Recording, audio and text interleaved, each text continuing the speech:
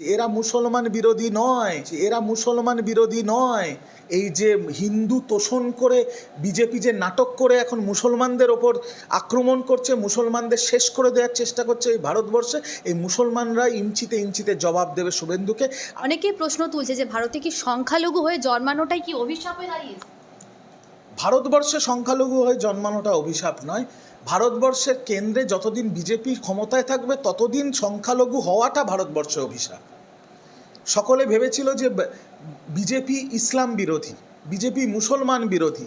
আমি বারংবার আপনার চ্যানেলে এবং অন্য চ্যানেলে বলেছি, এরা মুসলমান বিরোধী নয়, এরা হিন্দু প্রেমী নয়, এরা মুসলমান বিরোধী, এরা হিন্দু বিরোধী, এরা শিখ বিরোধী, এরা জৈন বিরোধী, এরা বুদ্ধিস্ট বিরোধী, এরা সব ধর্মের বিরোধী। এরা শুধু নিজের ভোট ছাড়া কিছু জানে না। আমি বলেছিলাম যে এরা মুসলমানকে ভাগ করতে চাইছে, হিন্দু মুসলমান ভাগ করে নিজেদের ভোটের বৈতরণী পার করতে চায়। আজকে দেখুন জৈন মন্দিরে বুলডোজার চালিয়ে জৈন মন্দিরটাকে ভেঙে তছনছ করে দিল মহারাষ্ট্রে।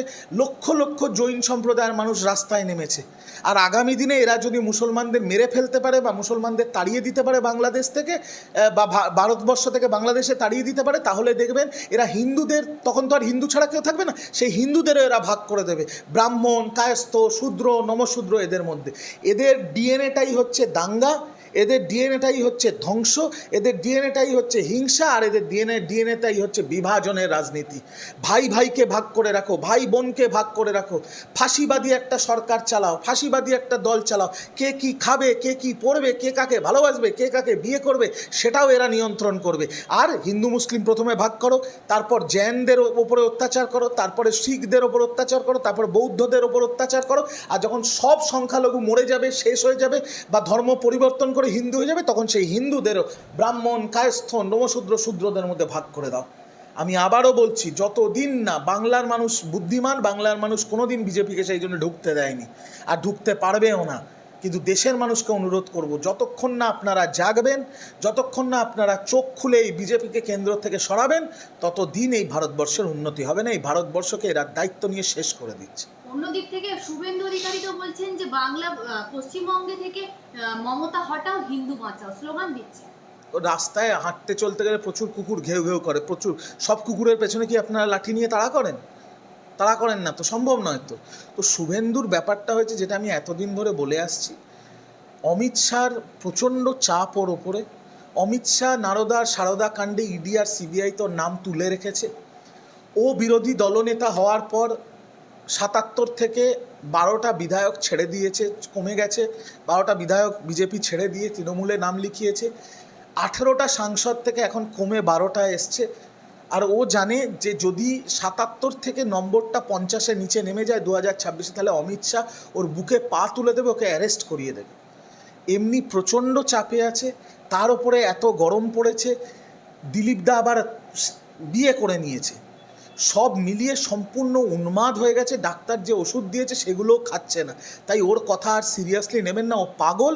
আর আপনাদেরও বলবো, যখন ওর বাইট নিতে যাবেন যে বা বিরোধী দলনেতার সাক্ষাৎকার নিতে যাবেন, একটু দূর থেকে নেবেন, নইলে আপনাদেরও কামড়ে টামড়ে দিতে পারে। ওর মাথা সম্পূর্ণ নষ্ট হয়ে গেছে। তৃণমূল হচ্ছে মুসলিম লীগের সরকার, এই কারণেই মুর্শিদাবাদে দাঙ্গা হলো, এর পিছনে সম্পূর্ণ দায়ী মমতা। আমাদের তো কোনো ম্যানিফেস্টোতে কোনো ধর্ম নিয়ে কোনো কথা বলা নেই। আমরা হিন্দুদেরও নয়, মুসলমানেরও নয়, শিখেরও নয়, বৌদ্ধদেরও নয়, খ্রিস্টদেরও নয়। আমরা মানুষের সরকার, মা মাটি মানুষের দল। মমতা ব্যানার্জি কেলগ ইউনিভার্সিটিতে বলেছিল, মনে আছে? অক্সফোর্ড ইউনিভার্সিটিতে, আমি সবার। তো তৃণমূল কংগ্রেস দলটা মানুষের দল, সবার দল। ধর্ম, জাত, বর্ণ সব কিছুর ঊর্ধ্বে। এই যে হিন্দু তোষণ করে বিজেপি যে নাটক করে এখন মুসলমানদের ওপর আক্রমণ করছে, মুসলমানদের শেষ করে দেওয়ার চেষ্টা করছে এই ভারতবর্ষে, এই মুসলমানরা ইঞ্চিতে ইঞ্চিতে জবাব দেবে শুভেন্দুকে। আর শিক্ষিত, মার্জিত, গণতন্ত্রে বিশ্বাসী, সংবিধানে বিশ্বাসী হিন্দুরা ইঞ্চিতে ইঞ্চিতে জুতোর বাড়ি মারবে শুভেন্দু আর শুভেন্দু নেতাদের মুখে ২০২৬ সালে মিলিয়ে নেবে। কিন্তু তিনি তো ২৬-এ পশ্চিমবঙ্গে বিজেপি সরকার বলবে।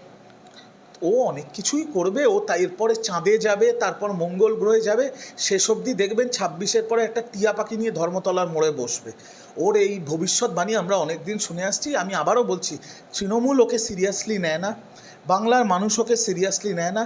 আর শুভেন্দু এখন ওই মন্দিরের ঘণ্টার মতো হয়ে গেছে, যে পারছে বাজিয়ে দিচ্ছে। তৃণমূল ওকে গালাগাল দেয়, তৃণমূলের নেতারা ওকে গালাগাল দেয়। ও তৃণমূলের কাছে গালাগাল খায়। আজকে মোহাম্মদ সেলিম ব্রিগেড থেকে ওকে গাল দিয়েছে, সিপিএম ওকে গালাগাল দেয়, কংগ্রেস ওকে গালাগাল দেয়, আর বিজেপির কর্মী সমর্থকদের সিংহভাগ শুভেন্দুকে গালাগাল দেয়।